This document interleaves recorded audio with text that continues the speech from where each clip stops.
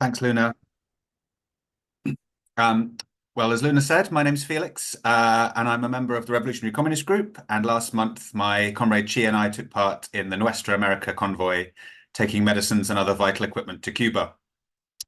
This was a global operation coordinated by Progressive International, involving a flotilla of 3 boats transporting aid by sea, as well as convoys from different continents that traveled by air. The European contingent that we were part of was organized by the Italian Agency for Cultural and Economic Exchange with Cuba. In total, 650 activists took part from 33 countries, delivering over 50 tons of aid. This was an activist-led initiative, a coordinated action of solidarity by the peoples of the world who reject imperialist attacks on Cuba. The supplies that we took are things that Cuba isn't able to import because of the decades-long blockade imposed upon it by the US. Britain is complicit in the blockade, so these items can't just be shipped to Cuba, they had to be brought over by the individuals taking part in the convoy. Imperialist aggression has been acutely escalated in recent months, which is why the convoys are happening now, and I'll talk more about that in a moment. But first, I think it's important to say why the RCG supports Cuba. As communists in Britain, Cuba is an inspiration, a shining example of what can only be achieved when the working class take power through socialist revolution. Cuba is recognized by the UN as one of the most sustainably developed countries in the world, with a 100-year plan for tackling climate change. The entire population has access to secure housing, free healthcare, and free education from nursery to university level. Cuba is a true people's democracy, with the entire population able to take part in discussing and amending legislation through their local communities. Cuba has advanced the liberation of women, with the number of mothers dying in childbirth halved in just a few years following the revolution, and legally mandated equal division of domestic labor between men and women since 1975. Today, 57% of Cuba's parliament are women, and Cuba is the first country to have eliminated mother-to-child HIV and syphilis. Cuba is also leading the world in the liberation of queer people, entrenching into the constitution the right of same-sex couples to marry and to adopt children, mandating that parents respect their children's gender expression and sexuality, outlawing discrimination, including against trans people, and much more besides.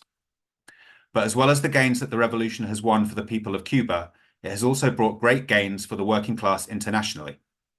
For decades, Cuba has sent teachers, doctors, and disaster relief teams to wherever they are needed in the world. We met Italians on the convoy who told us about Cuban doctors working in their home region of Calabria. Havana's Latin American School of Medicine, ELAM, trains doctors for free from poor communities all over the planet on the condition that when they qualify, they return home to serve the people of their communities. We're going to hear later this evening from a Palestinian medical student, Ehab, who we met with when we were in Cuba and who told us about studying at ELAM. Socialist Cuba has always supported liberation movements like Palestine, from Ireland to Congo, fighting apartheid in Southern Africa and Zionism in West Asia. And thanks to its socialist system, Cuba produces what is needed by humanity rather than what is profitable for capitalists.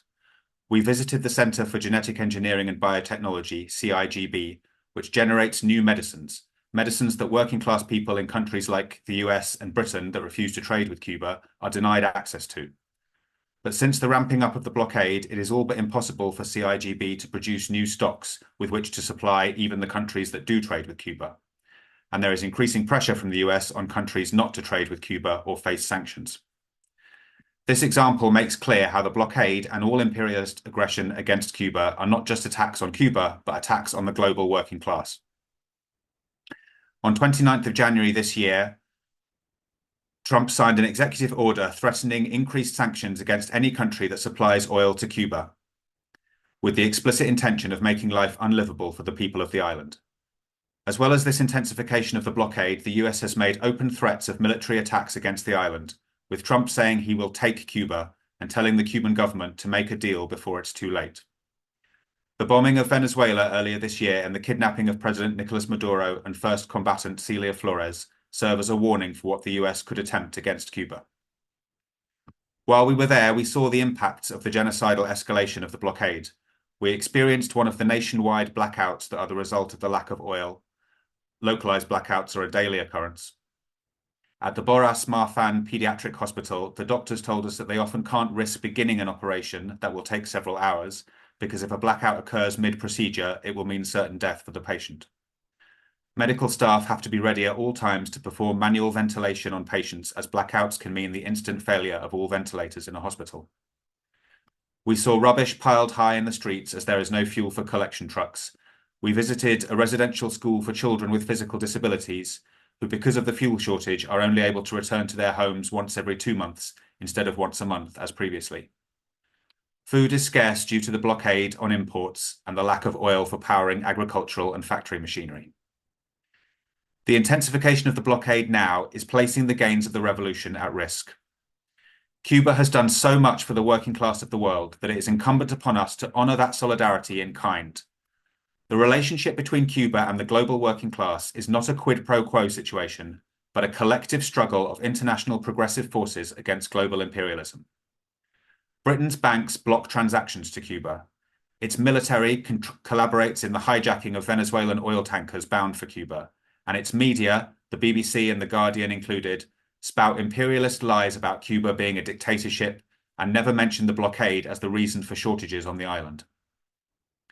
The imperialist countries are desperate to destroy socialism in Cuba, yes, so that they can profit from exploiting Cuba's resources and workers, but also because of the example that Cuba provides the rest of the world, that it is possible to overthrow capitalist rule and build a society based on need, not profit.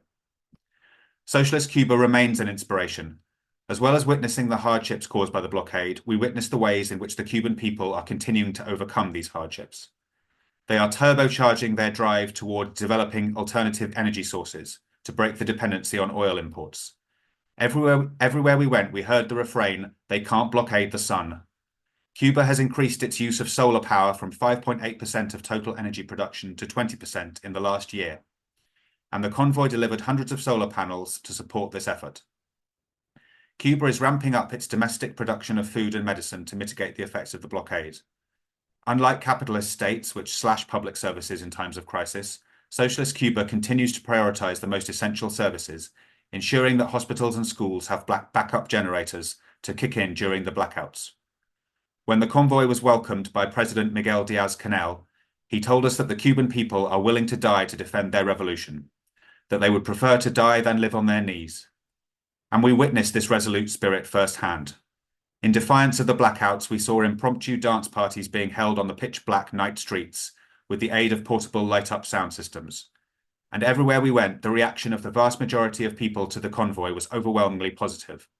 The people welcoming international solidarity, helping in any small way to break the blockade and preserve the gains of the socialist system. The vast majority we encountered are never in a million years going to give in to Trump's pressure, but were determined to defend their homeland and to join us, indeed often lead us, in chants of "Viva Cuba Socialista, long live Socialist Cuba."